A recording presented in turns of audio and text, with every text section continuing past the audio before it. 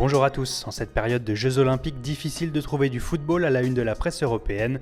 Heureusement, en Italie, les médias s'enflamment pour le mercato des cadors de Serie A. Ce matin, la Gazzetta dello Sport affirme que l'Inter est en passe de réussir un très joli coup avec l'arrivée du champion d'Europe João Mario contre 40 millions d'euros plus 5 de bonus.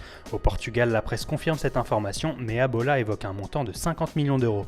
Et décidément, l'Inter veut frapper très fort en cette fin de mercato. Selon le Corriere dello Sport, les Nerazzurri font tout pour recruter Gabriel Barbosa, dit Gabigol, le buteur brésilien très courtisé en Europe cet été. Le quotidien croit savoir que son avenir se jouera entre l'Inter et la Juventus qui a la préférence du père du joueur, mais le Barça ou encore Leicester sont toujours sur le coup. Toujours en Italie, le quotidien turinois Tuttosport affirme qu'Antonio Conte serait prêt à faire un joli cadeau à son ancien club.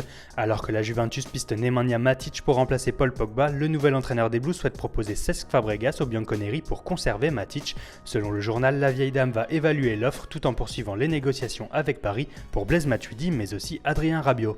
En Espagne, le quotidien valencien Super Deporte nous apprend une bien mauvaise nouvelle pour le mercato d'Arsenal, une de plus. Alors que l'agent de Mustafi annonçait hier un accord entre son joueur et les Gunners, le père du défenseur allemand a démenti la nouvelle, assurant que c'est lui qui représentait son fils et qu'il n'y avait rien du tout avec le club londonien, en tout cas pas pour l'instant.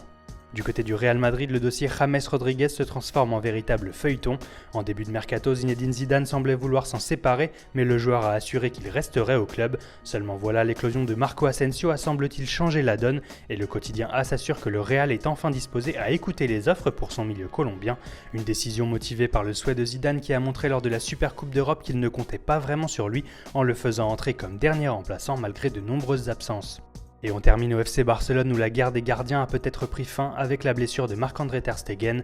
L'Allemand sera absent plusieurs semaines et laisse une voie royale à Claudio Bravo pour s'installer dans les buts. Le temps de sa récupération, Ter Stegen pourrait peut-être négocier un départ, lui qui ne veut plus être numéro 2. En Angleterre, le Mirror croit savoir que Guardiola et Manchester City souhaitent en faire leur numéro 1 à la place de Joe Hart. Voilà, c'est tout pour aujourd'hui. Bonne journée à tous sur Foot Mercato, très bon week-end et rendez-vous lundi pour un nouveau tour d'horizon de la presse sportive.